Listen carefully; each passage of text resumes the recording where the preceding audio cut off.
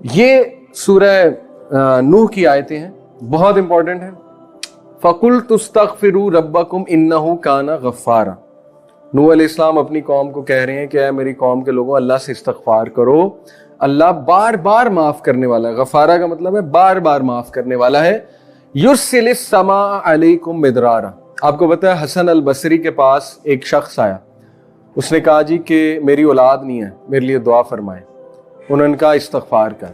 ایک شخص آیا, اس نے کہا میرا بزنس ڈاؤن ہو گیا, مجھے بہت لاس ہو گیا ہے, مجھے کوئی نصیحت کریں. انہوں نے کہا استغفار کر.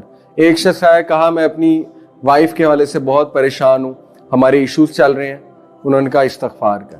اسی طرح ایک شخص آیا, اس نے کہا جی کہ میرے باغات تھے, ان میں پھل نہیں آ رہا, میرے لیے دعا فرما دیں. انہوں نے کہا استغفار کر.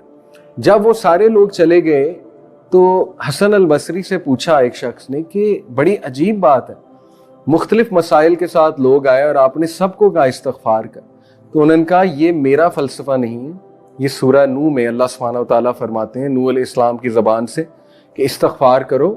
اللہ کیا کرے گا؟ یرسل السماء علیکم مدرارا, اللہ تم پہ مسلسل بارش برسائے گا.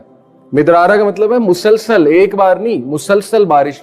اور بارش آپ کو پتا ہے بہت بڑا سورس ہے ویجیٹیشن کا, ریورز کا, ٹھیک ہے, اوپر سے آ رہا ہے سارا رزق. وَيُمْدِدْكُمْ بِأَمْوَالٍ وَبَنِينَ, اور اللہ اضافہ کرے گا تمہارے مال میں, تمہاری اولاد میں. دیکھیں کتنی بڑی گارنٹی ہے کہ استغفار کرو, اللہ تمہاری مال میں, تمہاری اولاد میں اضافہ کرے گا. دنیا کی بات ہو رہی ہے.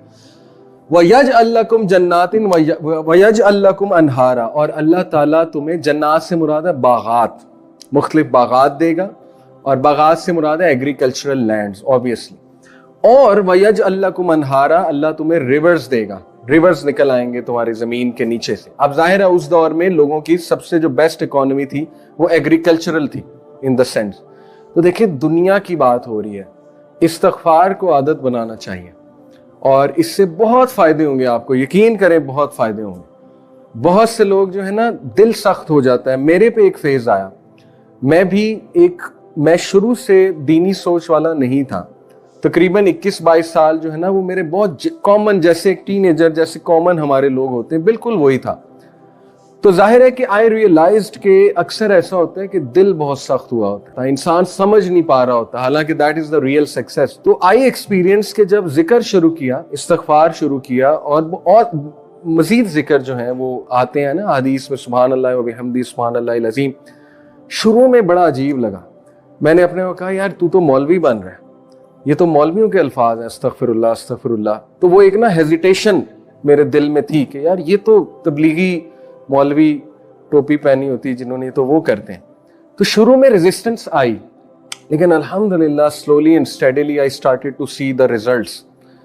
ایک عجیب سا سکون, میرا دن بہت اچھا گزر گیا. اس دن میں میرے اندر موٹیویشن بہت تھی, انرجی تھی. ظاہر ہے جب ریزلٹس نظر آتے ہیں تو بندہ موٹیویٹڈ ہوتا ہے. تو یہ میں بڑے دل سے آپ کو بات بتا رہا ہوں کہ شروع میں ہو سکتا ہے ریزسٹنس آئے, اور شروع میں آپ ہیزیٹیٹ کریں, لیکن آہستہ آہستہ جب یہ آپ کی عادت بن جائے گی, اس کے ریزلٹس آپ دیکھنا شروع کریں گے. اینڈ پرٹیکولرلی استغفر اللہ, ٹھیک ہے, استغفر اللہ توب الیہ, اٹس ویری امپورٹنٹ. چلتے پھرتے, گاڑی ڈرائیو کرتے ہوئے ٹائم نکالنے, فوکس کے ساتھ, ایکسرسائز کرتے ہوئے. دیکھیں بہت سے لوگ جم جاتے ہیں, ایکسرسائز کرتے ہیں, ٹریڈ مل کرتے ہیں, واک کرتے ہیں, جاگنگ کرتے ہیں, اچھی بات ہے, پوڈ کاسٹ سن رہے ہوتے ہیں, وہ بھی یوزفل ہیں. تو بہتر یہ ہے کہ تھوڑا سا ٹائم نکال کے ذکر کو ڈیڈیکیٹ کیا جائے کہ جی چلو 2 منٹس میں استغفر اللہ توب الیہ کہتا ہوں. 100 بار تو کہہ ہی لوں گا نا, اس میں صرف 2 منٹ لگے. دیکھیں کتنا آسان.